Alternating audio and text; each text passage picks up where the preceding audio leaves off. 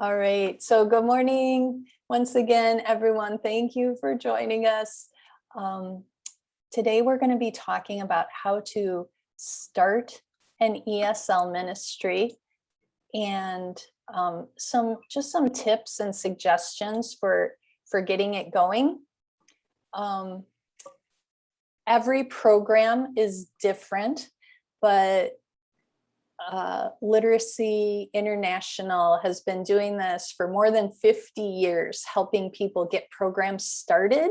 So what we do is we provide materials and training to equip churches around the world to begin literacy or English as a second language programs.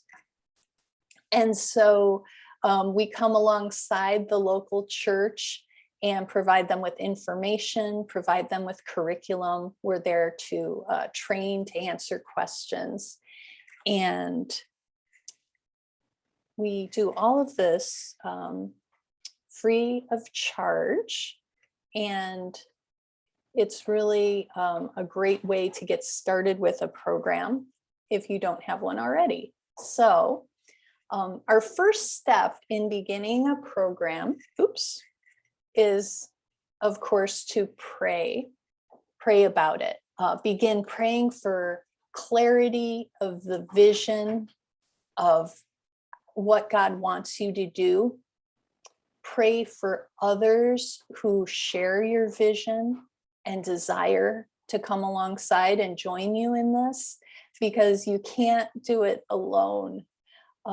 One of the saddest things is I often talk to churches and they'll say, oh yes, we used to have an ESL ministry, but then our leader moved away or retired or passed away, and they hadn't trained up anyone else in the ministry with them. And so there was no one else to step in and continue it. So it's really important that you're not doing this alone, but you're getting others involved with you, because it's such a blessing. Once they get involved, they really get hooked on it because it's so much fun. It's so rewarding. So pray for other people who will share your vision and desire, and pray that God will send the right English language learners to be in your classes. But when you've got these people together, one or two other people who are also interested in doing this, you can start praying and planning in the following ways.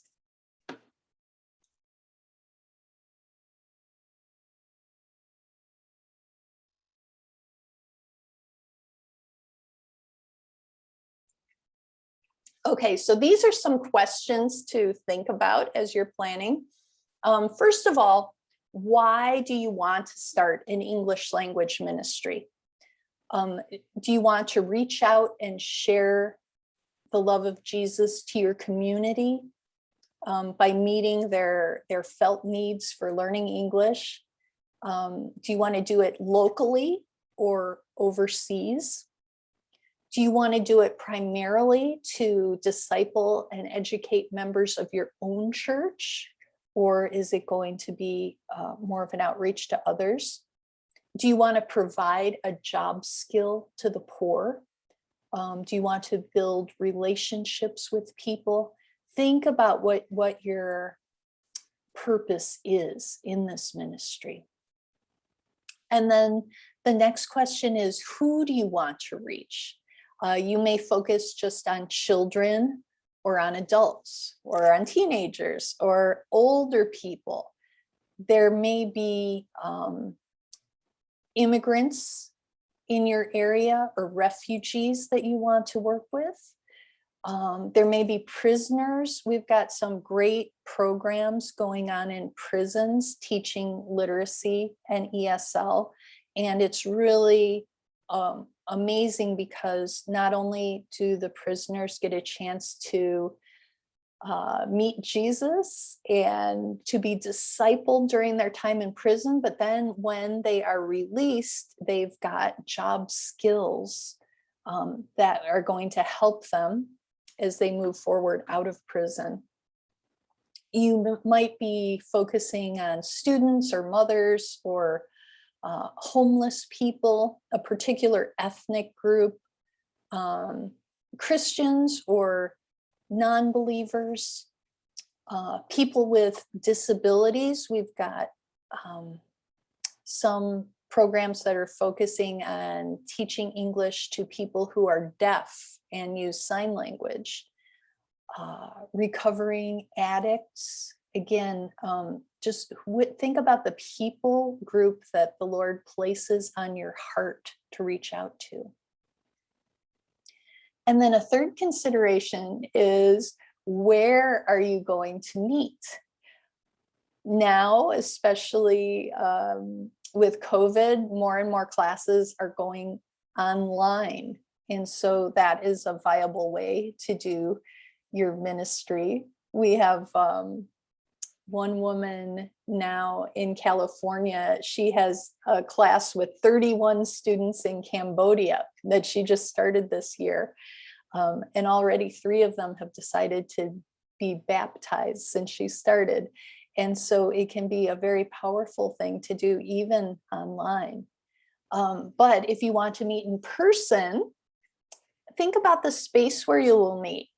It could be at your church, which is great, but try to find a place that is really convenient for the English language learners you want to work with.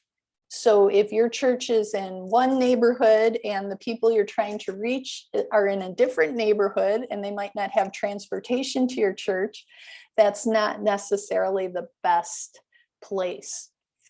Some English classes are held in apartment buildings where a lot of people live who want to learn English, and the apartment building manager lets them use the lobby for the English classes. You might do it in your home. You might do it in a cafe.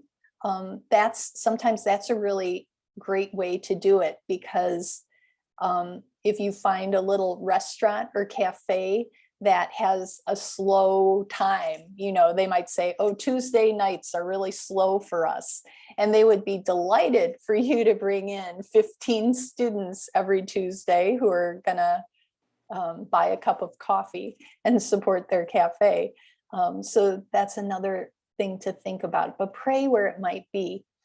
And think about, if you are targeting young parents, you may need a separate room for childcare. So if you've got a class for mothers, it's nice to have a room adjoining where someone can be caring for the children, maybe even doing a separate English lesson for the children while the parents are learning in a different room. You can also do it together depending on the age of the children. We do have a lot of classes that are mixed with families of adults and parents in the same class. And then a fourth consideration is when. What time and days will these classes be? You want to find a time that's convenient for your learners. So if they work during the day, you might have classes on nights or on weekends.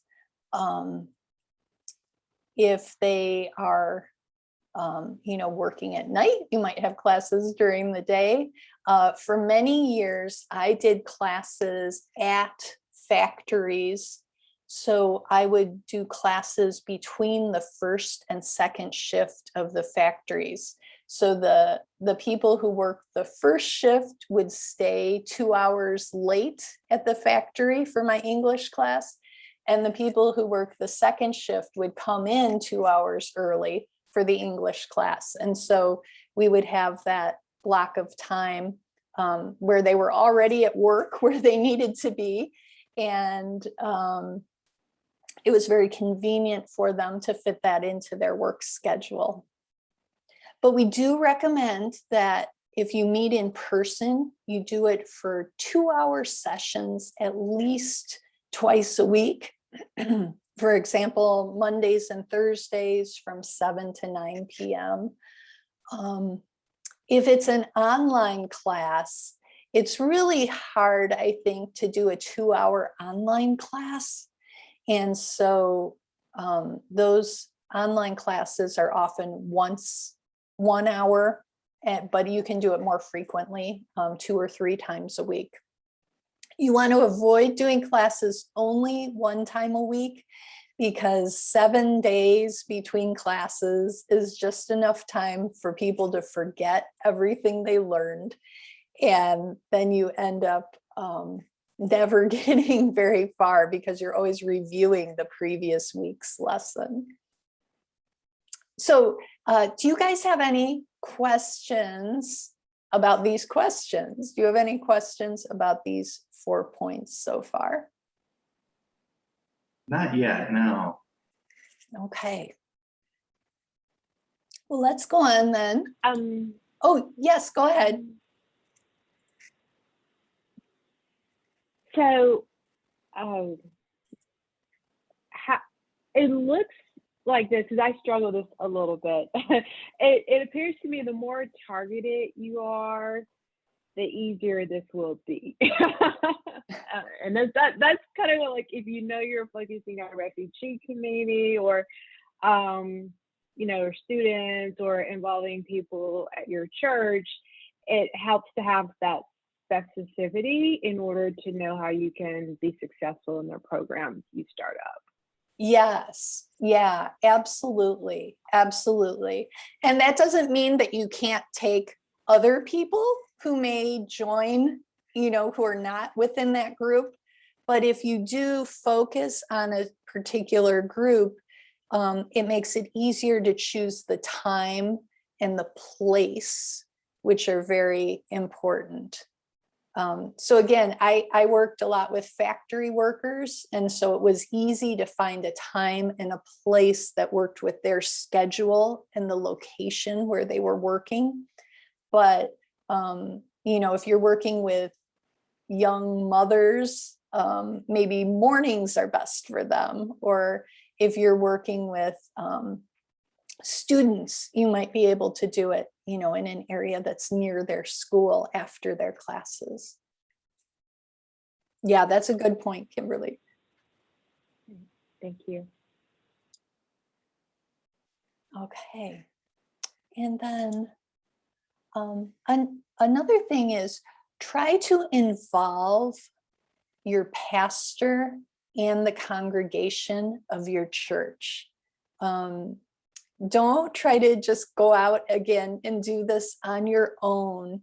If you've got, because number one, it really is a blessing, and it's amazing. And it gets people in your congregation out of their pews and into doing something that's really meaningful. It gets them into discipling relationships, and they see how exciting it is to see people's lives change through this ministry. So you want to share the joy on this, and you also want to have that support from a lot of people. So I'm so excited that we have here today Pastor Alfred and Pastor Tang, who have the vision of this. We want this ministry to be part of the church's local mission outreach and supported by the entire congregation. So it's great if you can have the pastor announce on a Sunday the church's desire to start this English language ministry outreach, and to meet with you and your praying group after the service.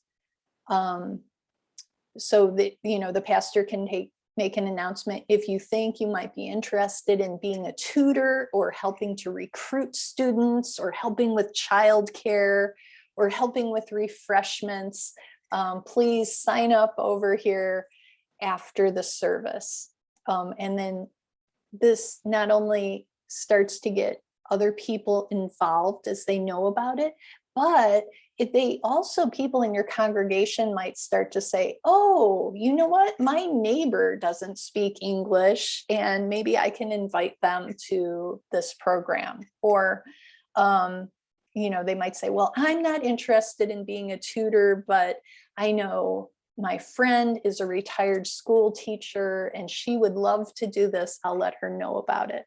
So this serves as a way of getting the word out. We also, this will be a time when we can let people know that we're going to have a teacher training workshop. And so even if you don't have experience teaching, you will get it during this training that will be provided. And there's 2 ways that you can do the training. You can either do it in person or online. And so we have 8-week online teacher training classes that run at least twice a year. But we also have facilitators that are available to come to your church and do an in-person teacher training workshop for people in your congregation. So if you want to do the online teacher training course, you can register at our website, literacyinternational.net. For in-person training, you want to select some dates that don't conflict with other major events at your church. So you don't want to schedule it during Vacation Bible School or Easter week or something like that. Typically, we would do a Thursday and Friday night and then all day Saturday. But it would depend. We could do other schedules depending on what's good for you. But once you have a preferred date, you could contact LEI and find if there's a trainer in your area who could come and do this for you. We also, you would want to contact English language learners to practice with during the training. So one of the unique things about LEI's training is we encourage you from the very beginning, even before you know how to teach, to start teaching a student while you are learning. And so if we're doing this in person, you can contact, it depends on your area, right? So for Pastor Tang in Myanmar, probably there's many people in your country who need to learn English. If we are in North America, you might go to a church where everyone already speaks English, but you probably have an ethnic church nearby. So for example, in my town, we have, I think, 2 or 3 Spanish-speaking churches, and then 1 Serbian church. So I would probably call those pastors and say, hey, our church is going to start an English language program. Is there anyone in your congregation who would like to join?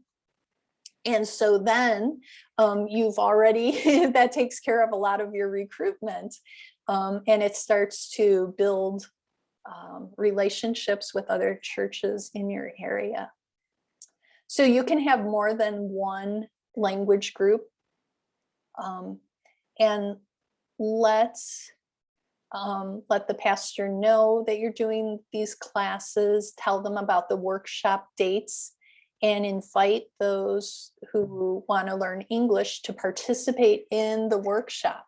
So what we do is, as we're training the teachers, okay, this is step 1. This is how to teach the theme picture. And then we break into groups where you are with an actual English language learner and you practice teaching them that theme picture. So it's a great way. It's a lot of fun, and it gives you a very realistic experience of training. If you're doing it online, we do it the same way. We ask that you find a student to be, at least one student to be your practice student who is a real English language learner during the training. Okay. And then these are just some of the details for preparing for the teacher training workshop. If you do it in person, you will order or print the materials you need. You will call the trainer from LEI to confirm the dates and the living arrangements. So our trainers do not charge a fee. We are all missionaries and we provide our services for free, but we do need someplace to stay and something to eat while we're there. So we do request that housing and meals be provided during the workshop.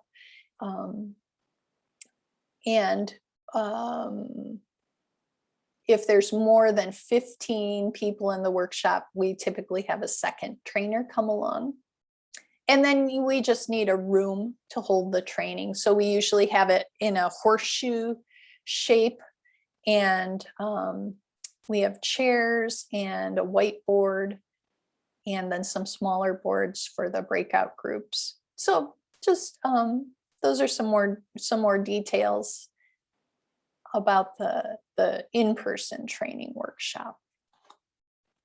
All right, so any questions about that aspect of it?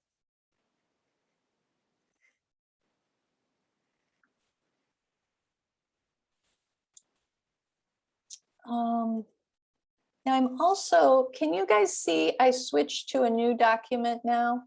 This is a quick start guide. I can see. Okay, great, thank you.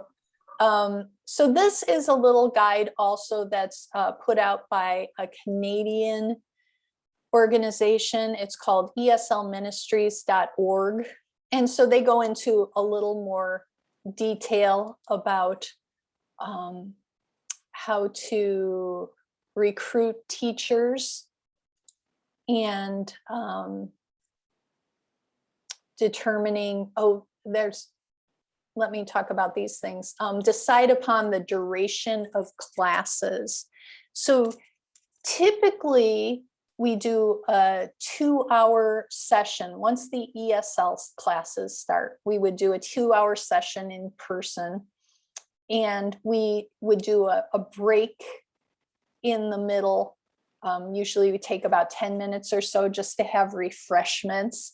So think about refreshments. You might want to offer coffee, tea, water, cookies,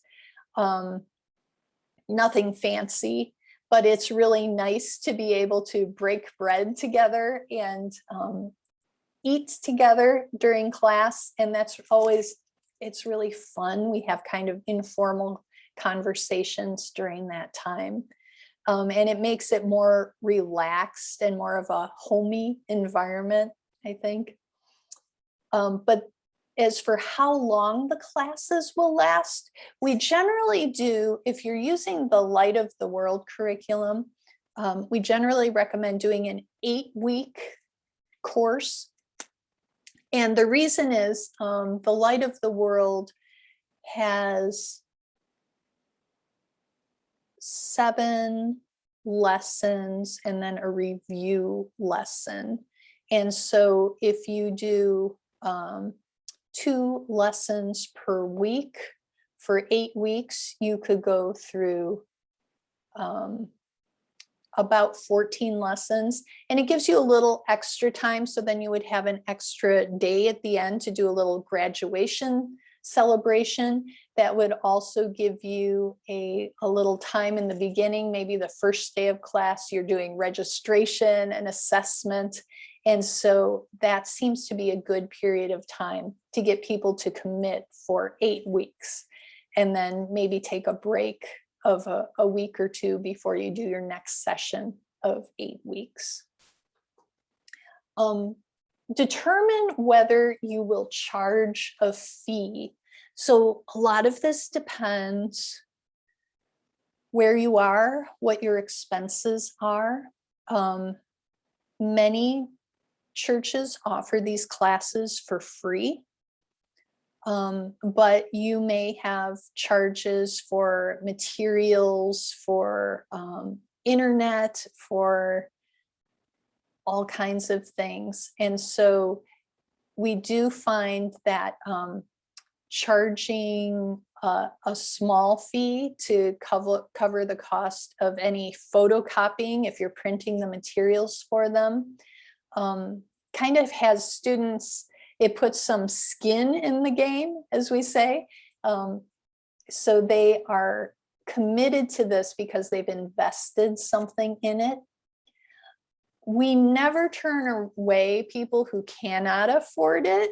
We would instead offer them scholarships or offer them the chance to work in order to pay their fee. So you might say, you might tell people in your congregation, you know what, we've got 5 students who cannot afford the $20 charge for the book. So would anyone in the congregation be willing to pay their scholarship? That's one way to do it. You could also have the students say, you could say, you know, we really need help with recruitment. And so we can give you your materials for free, but in exchange, we'd like you to put up flyers in your neighborhood and, you know, talk to people or stay here in the classroom after it's over and help us clean up the room, something like that, giving them a little job in exchange for it. Any questions about that?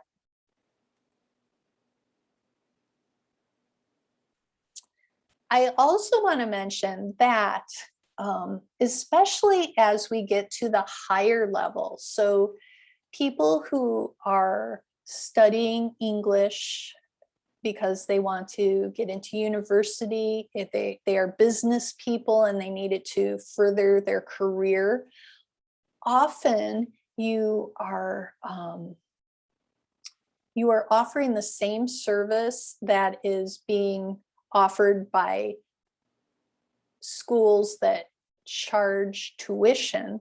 And so in some places, for example, we have a English school in Benin, West Africa, where this is a way that the teachers make their living. They fund their ministry in part with this school. And so the tuition is like $200 per session.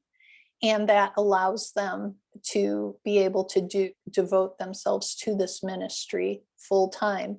They're working with business people who can afford to pay that tuition. And also there are other English schools in the area that charge at least that much for their English classes. And so since they are using their time to offer a service that has a value, they charge for it. So it really depends on your model in your ministry and the economy in your area. But certainly if people can pay for classes, you can ask them to pay for them.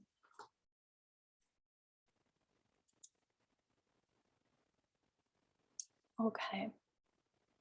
And then advertising the classes, you want to get the word out. So again, reaching out to churches in your area that have a lot of non-native English speakers is one way to do it.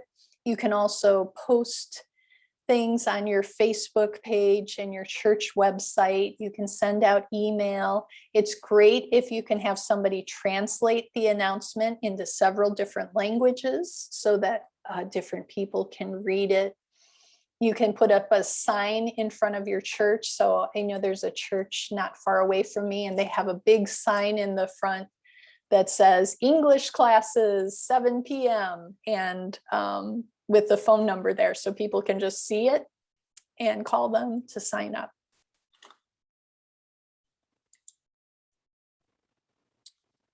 Student placement is can be a little problematic because there are so many variations, right? So we have people who are 0 level beginners who don't know a word of English. And then we have people who know some English. We have people who know a lot of English, but still want to learn more. And so it's very helpful if you can group people into a class of others that have similar level of English proficiency. That's not always possible. In this document from ESL Ministries, they suggest starting with 2 levels to separate beginners from more advanced students. And so you would have the beginner group and the more advanced group.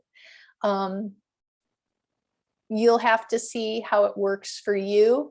There are a number of placement tests available. You can use the Light of the World final exam for a placement test, and that'll kind of give you an idea if they need to start at the beginning or more of an intermediate or advanced level. And I think we'll probably have another webinar in the future that talks more about assessment, because that's a pretty big topic. Just making a note of that. Okay. Any questions so far again?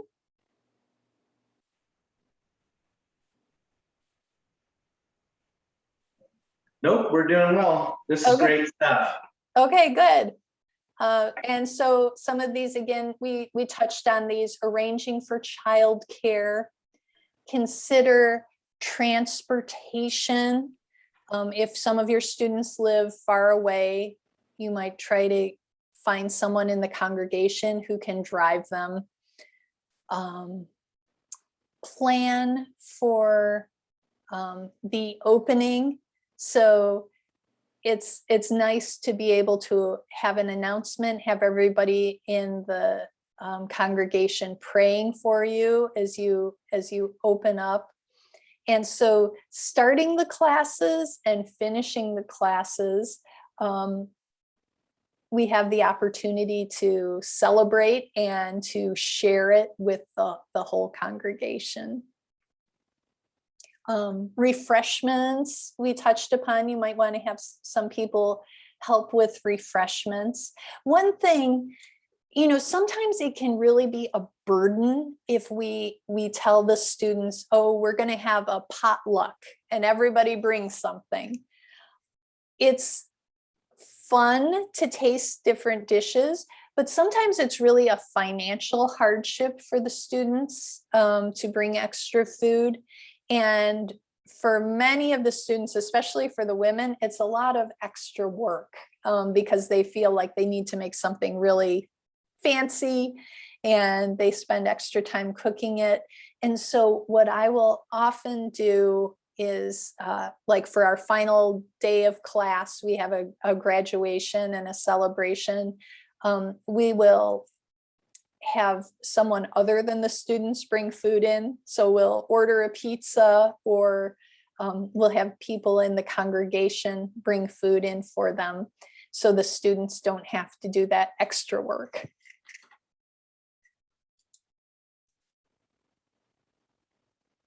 Okay.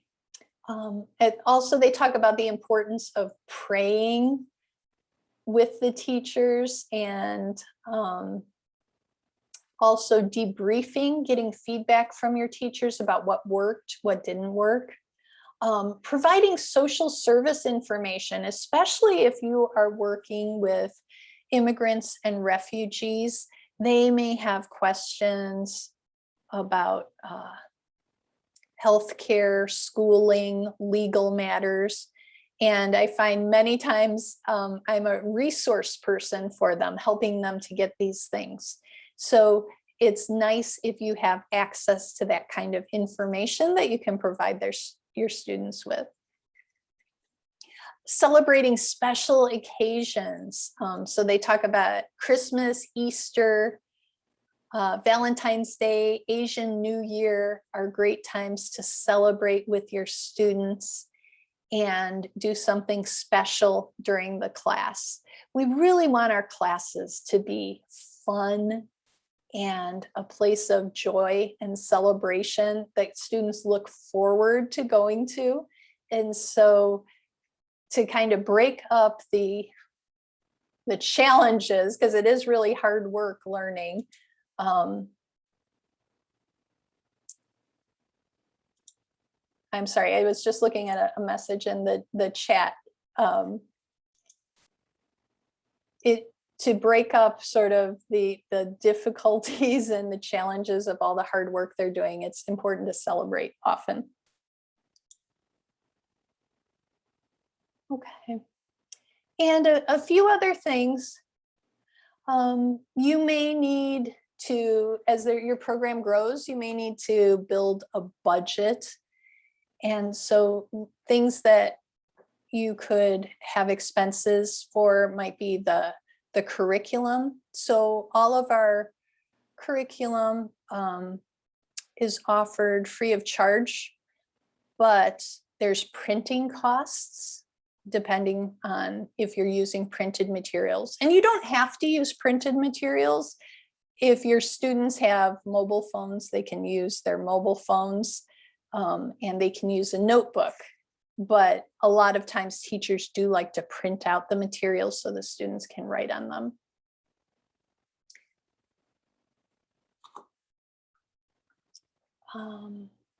Okay.